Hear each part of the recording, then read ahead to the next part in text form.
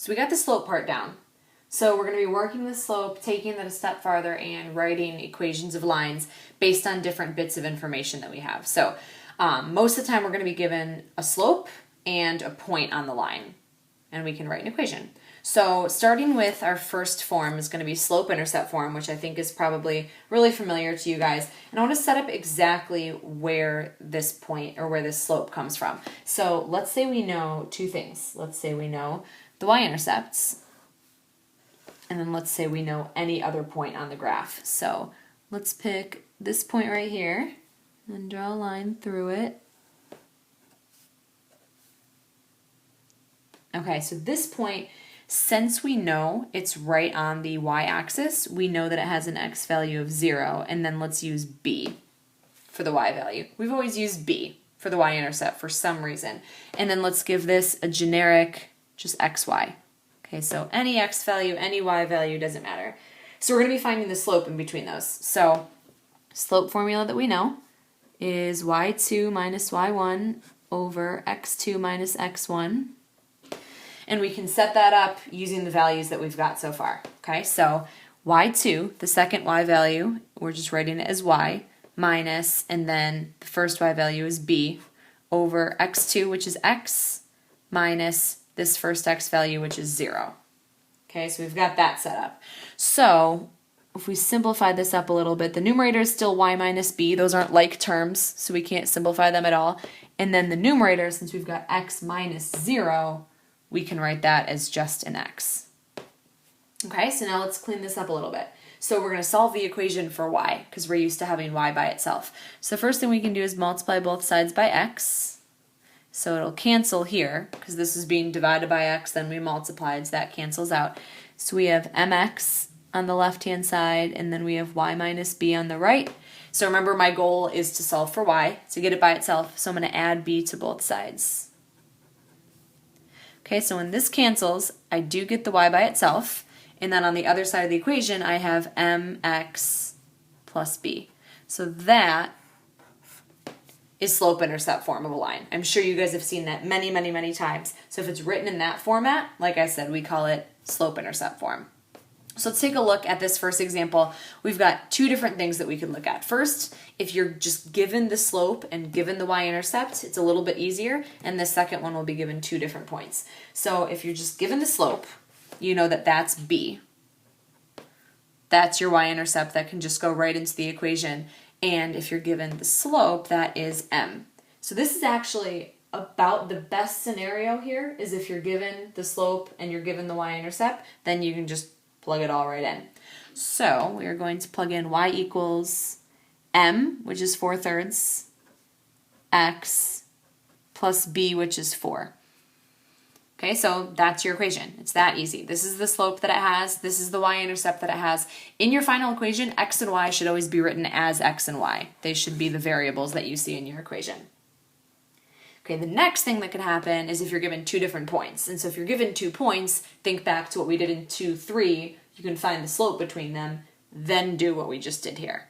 Okay, so if we find the slope between them, we set up m equals, so this is x1, y1, this is x2, y2. So y2 is 10 minus x1, which is -6, over x2 is -4 minus x1, which is 0.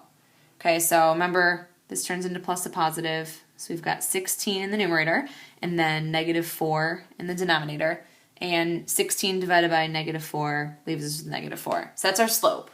And then if you look closely, this is actually our y-intercepts. Just like this one was here, just like this one here. If you have 0 for x, that means that this is your y-intercept.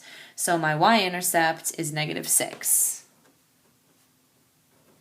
Okay, so now I have my slope, I have my y-intercept, I can plug it into this form, just like I did with part A. So y equals m, which is -4, x, and then plus b. So instead of writing plus -6, I'm just going to write -6. And that is the equation I get for part B. Okay, so that's slope-intercept form. Again, you can do it one of 2 ways. You can either be given the y-intercept and the slope, or you can be given the y-intercept and another points. So if we're given anything else, any other scenario, we want to use what we call point slope form. And so I'm going to set up exactly how that one works. Let's say you're just given 2 random points where one of them isn't the y-intercepts. Okay? Looks something like this. So let's say you've got that same point y. Remember how in this picture right here, we just called our second point just xy. Here, instead of having my y-intercept, I'm going to have a different point. Okay, so my form looks like this. Say I had some different point for the first y value, and then again here, say I had some different point for the first x value. This one, in order to clear out the denominator here, what I do is I multiply both sides by the whole denominator. I'm going to do it over here as well. So it would cancel right here, and I end up with y minus y1 equals m, which I have right here, and then times, in parentheses, x minus x1. So this is known as point slope form. Point slope form is really, really useful if you don't know what the y-intercept is, but if you have 2 different points. Okay, so you've got 2 different coordinates, and then m, of course, is the slope, just like it always is. And you'll have y and x will just stay y and x. I'll show you exactly what I mean with this one. So say you've got a point, and so that's going to be your x1, y1 in the formula, and then they give you your slope, which is m.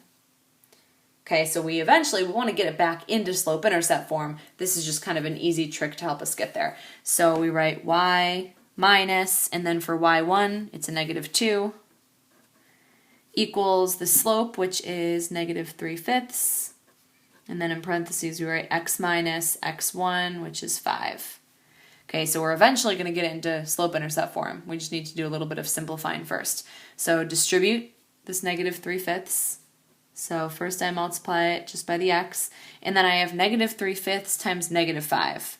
So first of all, this 5 will cancel with this 5, and then negative times a negative gives me a +3. And on the left-hand side, I have y. I'm going to write this as plus a positive, so it's y plus 2. And I'm just one step away, because y equals mx plus b. It just means I need to get the y by itself. So I can subtract 2 from both sides. We're left with just a y, just like we wanted, and then we have -3/5 x, and then +3 minus 2. Use it with +1. So that is your slope-intercept form that you're looking for. And you can see how this is the slope? It should be the same slope that you've got right here. Nothing should have changed. Okay, last example for this video, we're going to look at a standardized test example, so looking at some multiple choice options. So one of the big things that you can do while you're taking either the ACT or SAT is look for things that you could eliminate. So you see here we've got 2 different slopes, and then we've got 4 possible different y-intercepts. So the first thing I'm going to do is have you calculate what the slope would be between these 2, and then you can eliminate some answers right off the bat. So slope is, so subtracts, we've got x1, y1. Sorry, I was just starting to write out the points again for some reason. So y2 is -4 minus y1, which is -9. x2 is 2 minus x1, which is 4. So change this to plus positive. So I've got -4 and a +9, that's 5, over 2 minus 4 is -2. So my slope is 5 over -2. So this is the slope I'm looking for. So that means this one's out and this one's out. So already I've got it down to 50-50. So again, if you were taking a standardized test, you could at least give yourself a fighting chance for a guess.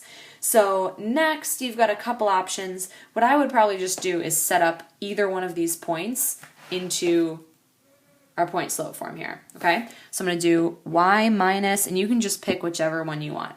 Like if this one looks like better numbers, or if this one looks like better numbers, either one is fine. So I'm going to do this one just because these numbers are a little bit smaller.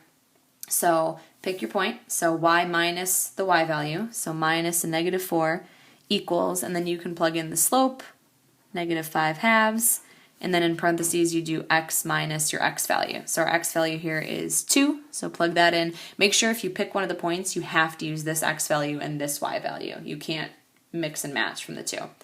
So simplify this up, distribute -5/2 times x, and then multiply these two together. First of all, the negative times negative is positive, and these 2's will cancel. So it'll leave you with 5.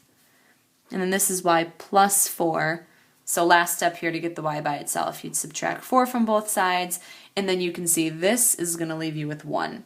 Positive 1, not negative 1. So that's how you would end up choosing A. All right, so that's it for the first half. Okay, so in this last little piece, we're going to talk about parallel and perpendicular lines and how you can write the equations to something that's either parallel or perpendicular. So here are the two really big takeaway points. So parallel lines, remember parallel lines look something like this. They run right next to each other and they never intersect. They never cross. And the reason that they never intersect and never cross is because they have the exact same slope. So you'd say these lines are parallel if they have the same slope. So that's super important. So if you're ever asked to draw a parallel line or to come up with the equation of a parallel line, you would know that those two lines would have the exact same slope. All right? Next is perpendicular.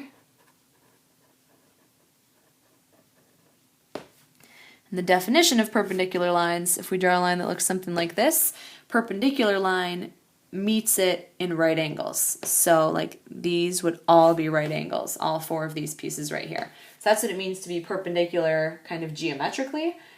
Their slopes, we call them opposite reciprocals.